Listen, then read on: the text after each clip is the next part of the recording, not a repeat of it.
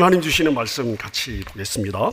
열왕기하 3장 1절부터 27절까지 말씀인데요, 오늘은 1절부터 12절까지만 읽도록 하겠습니다. 여러분이 교회에서 보내주시는 카톡 공지를 받으시고 그 다음날 있는 주일 본문을 꼭 한번 읽으시면 말씀을 이해하는 데 많은 도움이 될 것 같습니다.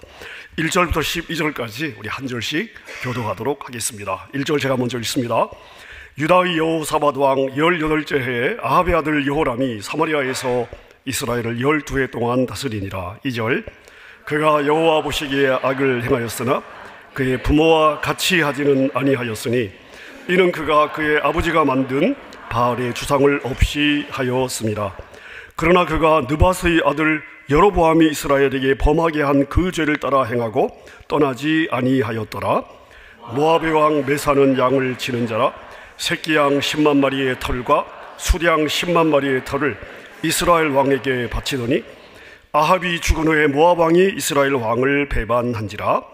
그때에 여호람이 사마리아에게 나가 온 이스라엘을 둘러보고 또 가서 유다의 왕 여호사밧에게 사신을 보내어 이르되 모압 왕이 나를 배반하였으니 당신은 나와 함께 가서 모압을 치시겠느냐 하니 그가 이르되 내가 올라가리이다. 나는 당신과 같고 내 백성은 당신의 백성과 같고 내 말들도 당신의 말들과 같으니이다 하는지라.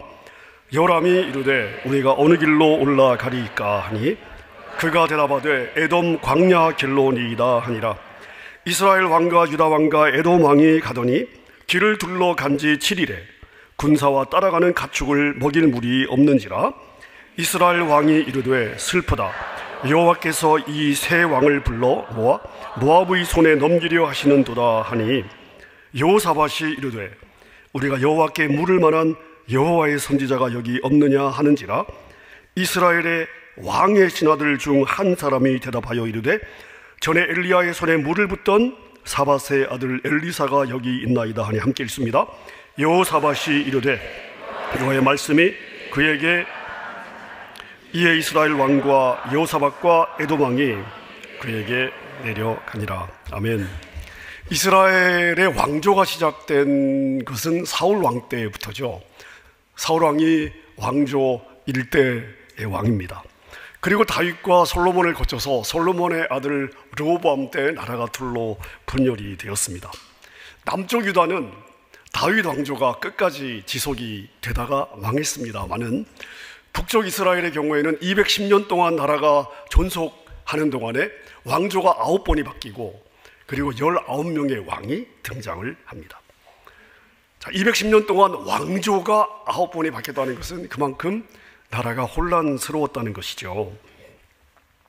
저희가 북쪽 이스라엘을 생각할 때 19명의 왕들의 이름을 다 외울 필요는 없습니다만은 북쪽 이스라엘을 시작한 왕의 이름이 뭐죠? 북쪽 이스라엘 1대 왕이 누구죠? 여로보암. 자, 그 여로보암이 무엇을 만들죠? 금송아지를 만듭니다. 자, 그 정도 여러분이 아시면 되고요. 네 번째 왕조가 오므리 왕조인데 이 오므리 왕조 때 사마리아를 북이스라엘의 수도로 삼고요. 그 다음에 이 오므리 왕조의 가장 대표적인 왕이 누구냐 하면 아합 왕입니다. 그 정도 여러분이 기억하시면 되겠습니다. 자, 아합이 죽은 후에 아합의 아들 아하시아가 왕이 되었지만 2년 정도 하다가 죽었고요. 그 다음에 아하시아의 아들이 아니라 아하시아의 형제, 그러니까 아합의 또 다른 아들 여호람이 이제 아하시아의 뒤를 이어서 왕이 되었습니다. 자, 오늘부터 우리가 묵상하게 될 이 여호람 왕은 지금 이 열왕기하 3장부터 열왕기하 약 8장, 9장까지 이어지게 되는데요, 한 왕에 대해서 굉장히 많은 분량이 할애가 되어 있습니다. 자, 물론 분량은 많아도 여호람이 주인공으로 그렇게 등장하는 일은 많이 없습니다. 이 여호람 왕의 시기에 활약하는 선지자가 누구냐? 엘리사 선지자입니다. 근데 엘리사 선지자의 활약이 많다 보니까 이제 여호람에 대한 언급이 많이 나오게 되는 것이죠. 자, 그래서 엘리야 선지자는 어느 때에 활약했던 선지자다? 아합 왕 때 활약했던 선지자다. 엘리사 선지자는 어느 왕 때 활약했던 선지자다? 여호람 때 활약했던 선지자다. 이렇게 여러분께서 그 구도를 잡고 계시면 성경을 이해하는 데 큰 도움이 되겠습니다. 자, 오늘 본문이 이렇게 시작을 하고 있습니다. 여호람 왕에 대한 하나님의 평가로 시작을 하고 있는데요. 자, 열왕기하 3장 2절 3절을 제가 한번 읽어보겠습니다. 그가, 여호람 왕이에요, 여호와 보시기에 악을 행하였으나 그의 부모와 같이 하지는 아니하였으니 이는 그가 그의 아버지가 만든 바알의 주상을 없이 하였습니다. 3절입니다. 그러나 그가 느바스의 아들 여로보암이 이스라엘에게 범하게 한 그 죄를 따라 행하고 떠나지 아니하였더라. 자, 여러분이 열왕기 상하를 읽어보시면 이런 표현이 많습니다. 악하였는데 또 좋은 표현이 나와요. 좋다는 건지 나쁘다는 건지, 선했다는 건지 악했다는 건지, 신앙이 있었다는 건지 없었다는 건지, 이 좀 헷갈리게 하는 이러한 표현들이 많이 나옵니다. 자, 여러분 2절을 보십시오. 성경이 어떤 왕을 평가할 때, 자, 2절에 보시면, 2절 띄워주세요. 2절에 보시면 제일 처음에 나오는 표현이 그 왕에 대한 핵심 평가입니다. 여호람 왕은 어떤 왕이었냐면 여호와 보시기에 악을 행한 왕이었습니다. 자, 그 다음에 나오는 것들은요, 어느 정도로 이 우상을 섬겼느냐에 달려서 조금 표현이 다를 수 있습니다. 그러면 여호와 앞에서 악한 왕은 무엇을 기준으로요? 하나님과의 관계에서, 신앙을 기준으로. 여러분, 성경이 사람을 평가하는 기준은 하나님을 섬겼느냐, 우상을 섬겼느냐, 이게 유일한 기준입니다. 그래서 여호와 보시기에 악하였다라고 평가를 받는 왕들은 여호와 하나님을 섬긴 왕들이 아니고요, 우상을 섬긴 왕들입니다. 처음에 나오는 평가가 최종 평가예요. 물론 여호람 왕이 이 주상들을, 우상의 목상들을 없애긴 했습니다만은 그 뒤에 이어지는 이제 역사들을 보시면 다 없앤 게 아니에요. 그냥 조금 없앤 거를 성경이 좀 평가해주고 있다 하는 것을 알 수가 있습니다. 자, 오늘 본문 4절에 보니까 모압이라고 하는 나라가 등장을 하는데요. 자, 모압은 어디에 있는 나라인가 하면 요단 동편에 있는 나라입니다. 가나안은, 이스라엘 백성들이 사는 가나안은 요단 서편에 있고요, 요단강이 있고 요단 동편에 모압이라는 나라가 있습니다. 이스라엘 백성들이 애굽에서 나와서 광야 생활을 하고 가나안 땅에 도착했을 때 도착한 곳이 요단 동편입니다. 모압과 만나게 되죠. 이때 발람이라고 하는 마술사를 데려다가 이스라엘을 저주하라고 요청했던 발락이라고 하는 왕이 있습니다. 어디 왕이에요? 이 모압 왕입니다. 자, 모압은 종교적으로 그모스라고 하는 신을 섬겼는데요. 자, 여러분들이 열왕기 상하 성경을 읽다 보면, 그리고 선지서들을 읽다 보면 이 그모스라고 하는 언급들이 꽤 많이 나오고요, 그리고 이 그모스 신은 또 다른 이름으로도 많이 표현이 되는데 몰록, 몰렉, 밀검, 말감. 밀감은 아닌 것 같습니다. 자, 그래 표현이 조금씩 다르기는 합니다만은 모압이 섬겼던 이 그모스 신을 일컫는 다른 표현이라고 보시면 되겠습니다. 자, 모압은 다윗 왕 때부터 이스라엘에게 조공을 바쳤습니다. 자, 그런데 아합 왕이 죽고 아하시아가 왕이 되었을 때 배반하죠. 아하시아는 왕이 된 지 2년 만에 죽었기 때문에 모압이 배신을 하긴 했어도 뭔가 조치를 취할 여력이 없었던 것 같습니다. 자, 그런데 아하시아의 뒤를 이어 왕이 된 이 여호람은 왕이 되자마자 자신들을 배신한 모압을 다시 정복하기로 결정을 합니다. 그렇게 보면 이 여호람 왕은 왕권과 어떤 강한 나라에 대한 의욕이 상당히 많지 않았나 싶습니다. 자, 여러분 성경을 읽어보면요, 정말 이 구약의 스토리가 전쟁 스토리라고 말하고 싶을 정도로 수많은 전쟁 이야기가 있습니다. 그리고 대부분의 전쟁에서 이스라엘이 승리해요. 그래서 그냥 결과가 뻔해요. 그러니까 재미가 별로 없습니다. 자, 그런데 우리가 조금만 더 깊숙이 들어가서 전쟁사를 관찰해 보면요, 굉장히 배울 수 있는 중요한 원리들, 교훈들이 있습니다. 특별히 이 전쟁이 어느 시기에 발생했는가 하는 부분들을 저희가 살펴보면 얻을 수 있는 교훈들이 많이 있습니다. 자, 이스라엘이 가나안에 정착된 이후에 여호수아가 정복하고 정착을 하잖아요. 자, 그리고 어느 시대가 시작이 되죠? 사사시대가 시작이 됩니다. 자, 이스라엘의 전쟁이 많이 발생한 시기가 두 시기가 있는데요, 첫 번째 시기가 바로 이 사사시대예요. 그리고 사사시대의 끝에 왕이 되는 사울, 그 다음에 다윗왕 초반기, 이때가 이스라엘이라고 하는 이 성경의 나라에서 전쟁이 가장 많이 발생했던 두 시기 중에 한 시기입니다. 자, 그런데 사사시대를 읽어보면요, 전쟁은 많은데 이걸 전쟁이라고 하기가 약간 좀 민망합니다. 이스라엘은 항상 무방비였고요, 일방적으로 패해서 늘 이방의 지배를 받습니다. 이때 하나님이 사사를 보내셔서 이스라엘을 구원해 주시죠. 근데 이 사사시대의 전쟁도요, 참 웃기는데요, 군대를 모아가지고 전략을 세우고 군사를 훈련하고 해가지고 싸우는 전쟁이 별로 없습니다. 사사 온니엘, 왼손잡이 사사 에훗, 삼갈, 이런 사사들은요 다 혼자서 싸워가지고 이스라엘을 구원했습니다. 드보라의 경우만 해도 전쟁을 하긴 하지만 전쟁의 성패는 어디서 결정이 나냐 하면, 시스라 왕이 도망가다가 어느 막사에 들어가 잠이 들었을 때 한 여인이 따끈따끈한 우유 먹여서 피곤한 시스라 왕이 잠이 들었을 때 이마에다 말뚝을 박아 죽여버리잖아요. 그래서 전쟁을 그냥 헌납해 주죠. 기드온은 어떻습니까? 2만 명의 군사로 싸운 게 아니에요. 나중에 300명만 남지 않습니까? 그 300명이 칼과 창으로 싸운 것이 아니죠. 나팔과 횃불을 들었을 때 하나님이 승리를 거저 주셨습니다. 삼손은 어떻습니까? 삼손이 혼자 싸웠지 군대 조직해가지고 싸운 적이 없습니다. 이게 사사시대의 전쟁의 모습이에요. 자, 사울과 다윗의 초창기, 사울 왕의 인생과 다윗 왕이 되고 초창기에 또 전쟁이 일어났어요.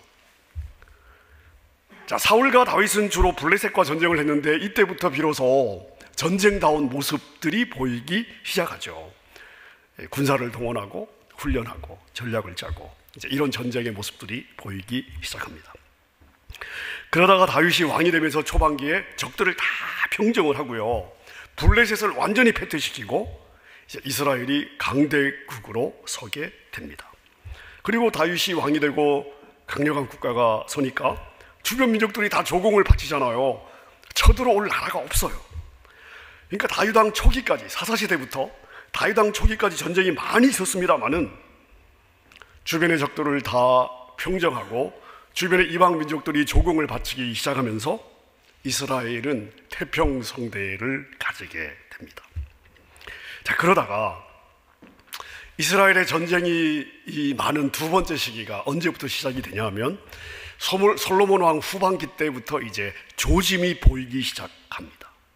그러다가 분열 왕국 때부터 정말 바람잘 날이 없이 전쟁이 많아지는데요, 솔로몬의 결혼 정책으로 수많은 이방 여자들과 결혼을 하고 하나님을 멀리 하면서부터 주변 나라들이 조금씩 이스라엘에게 대들기 시작합니다. 나라가 평안을 얻기 위해서 결혼 정책을 폈고 이방 민족의 환심을 얻기 위해서 데리고 온 자기 아내들의 신들을 수입해서 산당까지 세워 주었는데 그때부터 이방 민족들이 이스라엘을 우습게 보고 대들기 시작해요. 자, 이때부터 전쟁이 많아지기 시작해서 이스라엘이 남과 북으로 갈라진 이후에는 정말 바람잘 날이 없이 맨날 전쟁을 하는 것처럼 기록이 되어 있습니다. 자, 이때가 이스라엘의 전쟁이 많았던 두 번째 시기입니다. 여러분, 심지어 북왕국 같은 경우에 왕조가 9번이 바뀌었으니까 쿠데타가 8번이 일어났다는 이야기잖아요. 여러분, 이 말은 자국민들 사이에서도 전쟁이 있었다는 걸 저희가 충분히 짐작해 볼 수가 있습니다. 자, 여러분, 제가 열왕기하 3장을 다루기 전에, 이제 본문에 대해서는 다음 주에 다루게 될 텐데요, 다루기 전에 성경에 나타난 이스라엘의 전쟁을 전반적으로 이런 흐름들을 다루는 이유가 있습니다. 만약 성경이 아니라면, 성경의 스토리가 아니라면 전쟁이 일어난 시기, 전쟁이 일어난 이유는 고민할 필요가 없습니다. 왜냐하면 너무 뻔해요. 왜 전쟁이 일어납니까? 나라가 약하니까 일어나는 거예요. 나라가 강하면 건들지 않습니다.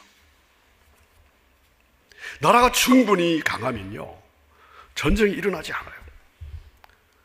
다윗과 솔로몬 시대는 다윗의 초반기를 지나면서 전쟁이 많지 않았습니다. 나라가 강했거든요. 자, 그럼 성경은 이스라엘의 전쟁이 일어난 이러한 시기들, 전쟁이 일어나지 않은 이러한 시기들을 어떤 관점으로, 어떤 기준으로 구분하고 있을까요? 조금 전에 말씀드린 것처럼 일반적으로는 국력이 기준입니다. 부강하면 전쟁이 일어나지 않아요. 건드는 나라가 없으니까. 하지만 나라가 약해지면 주변이 찝적대기 시작합니다. 전쟁이 일어나는 거예요. 자, 그러면 성경도 이런 관점으로 이스라엘의 전쟁을 보고 있을까요?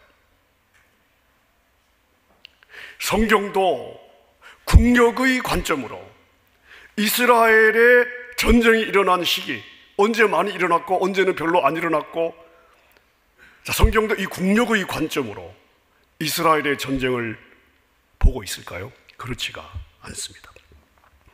성경은요, 하나님과의 관계, 신앙의 기준으로 전쟁을 구분하고 있습니다. 자, 사사시대의 특징이 무엇인지 한번 생각해 보십시오. 이스라엘이 하나님을 버리고요, 우상을 숭배했던 시기입니다. 왜 그랬을까요? 이스라엘은 나름대로 고민을 많이 한 거예요. 이제 가나안을 정착했어요. 자기들은 400년 동안 노예 생활했죠. 40년 동안 광야 생활을 했습니다. 자, 그리고 가나안에 들어와 보니까 가나안 사람들은 너무나 편안하게요, 너무나 잘 사는 거예요. 그래서 야, 우리도 저렇게 한번 살아보자. 자, 그러자니 그 땅의 신이 누구냐? 그 신 때문에 이 땅의 사람들이 이렇게 잘 사는 거 아니냐. 자, 그래서 잘 사는 주변 민족들이 부러운 나머지 그들의 신인, 그 땅의 신들을, 여호와 하나님을 버리고 그 신들을 선택해서 섬기기 시작한 거예요. 근데 여러분, 그 시기에 전쟁이 가장 많이 발생했습니다. 대부분 다 패배했고요, 가장 어려운 압제를 받았습니다. 이스라엘이 선택한 그 거민들, 가나안의 신들로부터 잘 살자고 선택했는데 그 신들의 보호를 받은 적이 단 한 번도 없습니다. 그럼 그들의 결정이 틀린 거죠. 그들의 선택이 잘못된 것입니다. 마찬가지로 나라가 분열된 후에 북쪽 이스라엘을 보십시오. 북쪽 이스라엘은요, 의도적으로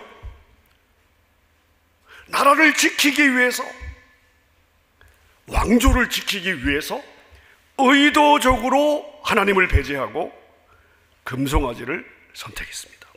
우상을 선택한 거예요. 여로보암부터 아합 왕까지. 그리고 아합 왕 때는 더 적극적으로 해외에서 바알과 아세라를 수입해서 자기들의 신으로 섬기기로 결정하죠.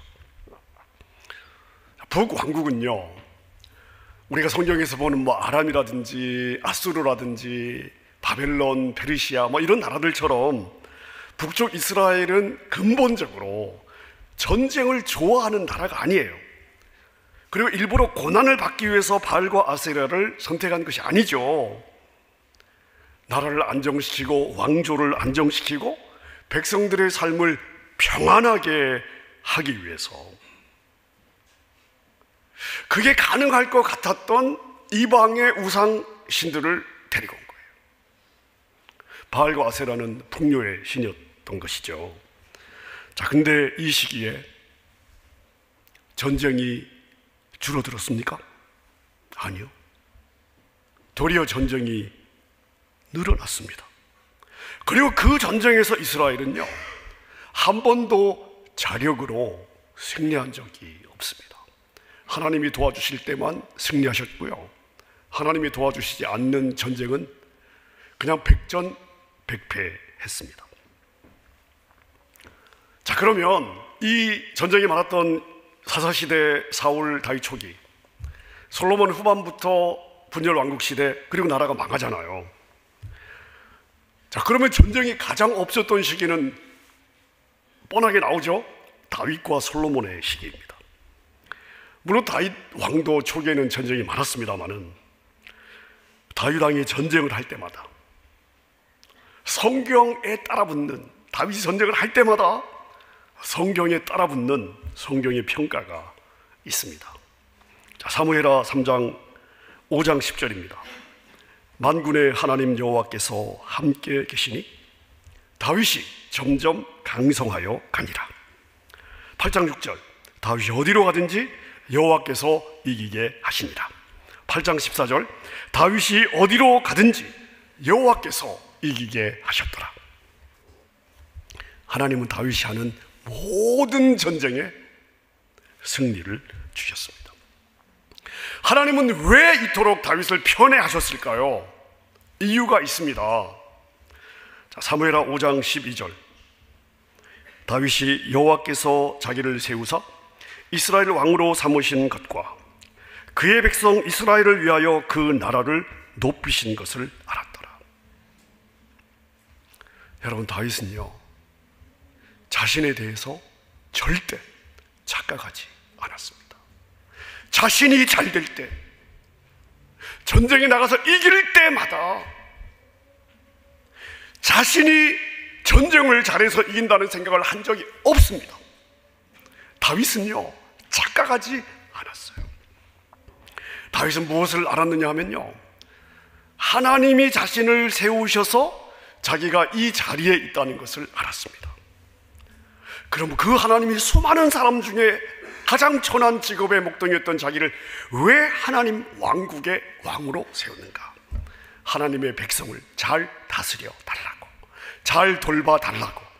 다윗은요, 자기의 부르심의 목적을 잊어버리지 않았습니다. 그리고 자기가 하나님의 부르심대로 살아갈 때 하나님이 자신과 자신이 섬기는 이스라엘을 높여 주신다는 것을 알았습니다. 다윗은요, 정말 지혜로운 믿음의 사람이었어요. 여러분, 우리가 진짜 중요한 게 있습니다. 착각하면 안 돼요. 우리 인생은, 여러분, 잘 나갈 수 있습니다.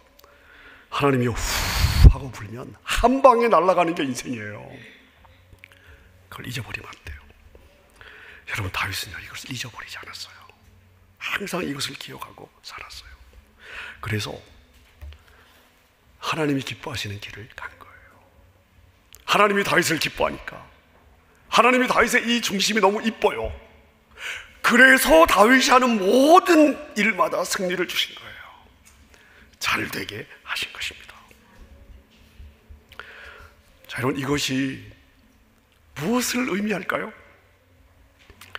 자, 성경은요, 인간이 생각하는 삶의 전략, 내가 세상과 이 정도로 좀 타협하고, 세상과 이 정도로 좀 이렇게 친하게 지내고 호감을 받고, 이렇게 되면 괜찮을 거야 라고 생각하는 인간이 생각하는 삶의 전략과 하나님이 알려주시는 삶의 전략이 얼마나 다른지를 역사의 전쟁을 통해 우리에게 알려주시는 거예요. 자, 전쟁은 우리 인간이 경험할 수 있는 최악의 상황이죠. 수많은 사람의 삶과 죽음이 한순간에 결정이 됩니다. 인간의 모든 지혜와 모든 전략과 경험과 대안과 모든 자원이 총동원되는 곳이 전쟁이에요. 왜냐하면 패하는 순간 모든 것을 다 잃어요. 재산 의미가 없어져요. 자녀 의미가 없어져요. 소속된 공동체 의미가 없어져요.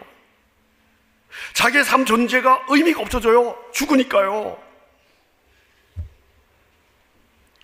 여러분, 이스라엘의 경우를 보세요. 자기들이 가장 잘 살 수 있다고 싶어서 여호와 하나님을 버리고 우상을 선택했습니다. 결정한 거예요. 자기들이 선택해서 결정한 거예요. 근데 너무 역설적이지 않습니까? 여러분, 이 시기가 역사상 가장 고통을 당했던 시기예요. 가장 어려웠던 시기입니다. 우환이 끊기지 않았던 시기입니다. 가장 힘든 시기예요. 자, 인간 지혜의 어리석음을 보게 됩니다. 여러분, 하나님이 우주를 만드시고 인간을 만드시고 역사를 시작하시고 인간은 하나님의 무대 위에 잠시 허락된 배역하다가 가는 건데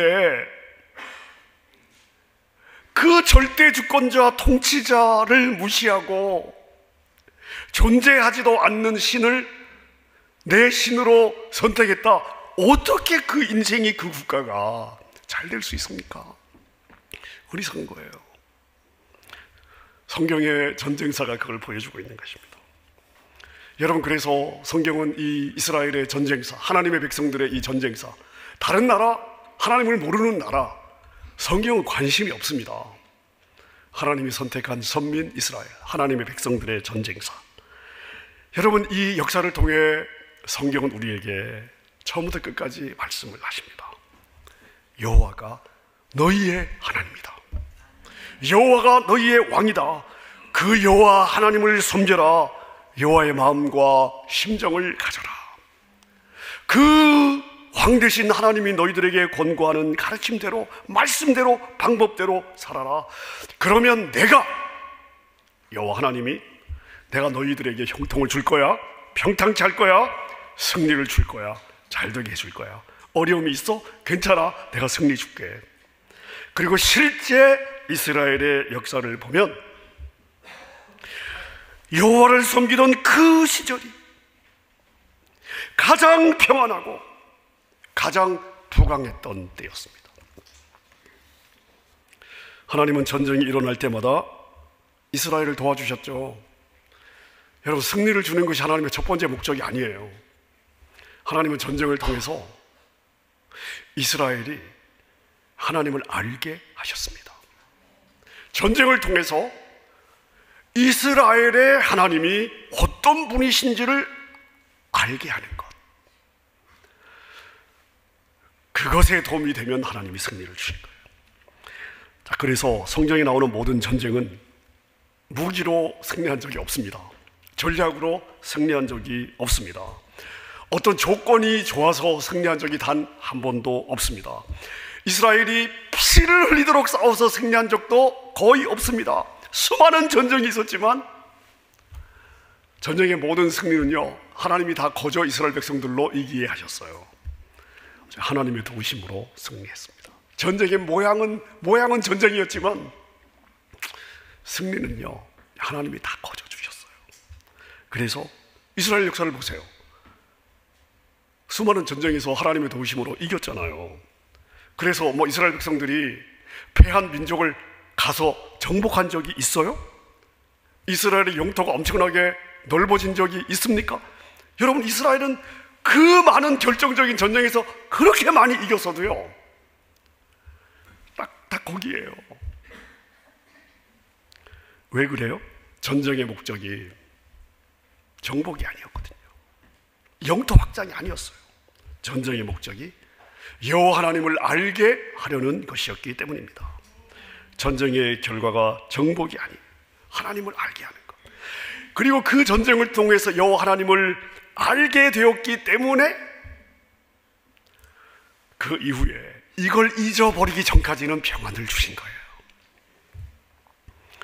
우리가 다음 주에 살펴보게 될 열왕기하 3장 꼭 여러분 읽어오십시오. 이것도 이런 관점에서 우리가 묵상을 해야 되는 거예요. 말씀을 정리하겠습니다. 환난을 좋아하시는 분 계십니까? 고난을 좋아하시는 분 계십니까? 없으시죠. 우리 모두는 평안한 삶을 살기를 원하고요, 안정된 삶을 살고 싶어합니다. 바울 사도가 그러잖아요. 너희들의 평안한 삶을 위해서 기도하라고. 여러분, 그렇다면 우리가 이스라엘의 전쟁사를 통해서 깨닫고 배우고 기억해야 되겠죠. 전쟁이냐 평안이냐, 이것은 누구에게 달려 있어요? 우리 하나님께 달려 있어요. 하나님이 주셔야 되는 거예요. 그리고 전쟁을 해야 하면 승리해야 되잖아요. 승리를 누가 주셔요? 하나님이 주시는 거예요. 그리고 하나님은 하나님의 도우심을 받는 전쟁, 그래서 승리할 수 있는 전쟁의 비결에 대해서 하나님은 여러 전략을 우리에게 말씀하신 적이 없으십니다. 하나님 딱 하나만 말씀하셨어요. 이스라엘의 역사 중에서 가장 큰 전쟁은 어느 전쟁이냐면 여호수아가 가나안을 정복했던 정복 전쟁입니다. 가장 큰 전쟁. 이 가나안 정복이라는 전쟁을 앞두고 하나님이 여호수아에게 승리에 대한 단 하나의 비결을 주셨습니다. 여호수아 1장 7절부터 9절을 같이 한번 읽어볼까요? 시작. 오직 강하고 극히 담대하여 나의 종 모세가 내게 명령한 그 율법을 다 지켜 행하고 우로나 좌로나 치우치지 말라. 그리하면 어디로 가든지 형통하리니 이 율법책을 내 입에서 떠나지 말게 하며 주야로 그것을 묵상하여 그 안에 기록된 대로 다 지켜 행하라. 그리하면 내 길이 평탄하게 될 것이며 내가 형통하리라. 내가 너에게 명령한 것이 아니냐? 강하고 담대하라. 두려워하지 말며 놀라지 말라. 내가 어디로 가든지 너의 하나님 여호와가. 아멘입니까? 여러분, 우리 모두는 하나님이 주신 인생 전쟁을 저희가 치르고 있습니다. 여러분, 우리 나그네 인생, 우리 인생 전쟁의 성패는요, 나의 지혜에 달려있지 않아요. 하나님께 달려있습니다. 하나님의 도움을 받는 인생이 지혜로운 인생이에요. 하나님이 나를 위해 싸울 수밖에 없도록 하나님의 마음을 얻는 인생이 지혜로운 인생입니다. 여러분, 하나님의 방법을 신뢰하십시다. 하나님의 방법을 따라가십시다. 어디서 무엇을 하든 여호와께서 이기게 하셨더라. 다윗을 향한 성경의 평가가 오늘 저와 여러분의 인생에 대한 하나님의 평가가 될 수 있기를 우리 주님의 이름으로 축원합니다. 함께 우리 찬양하겠습니다. 우리 하나님이 말씀하십니다. 나의 안에 거하라. 내가 너의 하나님이다. 너를 환난 가운데 지키는 자가 나다. 너는 내 것이다. 내 안에 거하라. 내가 너의 하나님이다. 이사야를 통해 주신 이 말씀, 오늘 나에게 주시는 말씀으로 받고 우리 믿음의 고백으로 우리 주님 앞에 드리도록 하겠습니다. 나의 안에 거하라. 나는 내 하나님이니 모든 환난 가운데 너를 지키는 자라. 두려워하지 말라. 내가 널 도와주리니 놀라지 말라. 내 손 잡아주리라. 나의 안에 거하라. 나의 안에 거하라. 나는 내 하나님이니 모든 환난 가운데 너를 지키는 자라. 두려워하지 말라. 내가 널 도와주리니 놀라지 말라. 내 손 잡아주리니. 다시 한번 고백하십시다. 나의 안에, 나의 안에 거하라. 나는 내 하나님이니 모든 환난 가운데 너를 지키는 자라. 두려워하지 말라. 내가 널 도와주리니 놀라지 손 잡아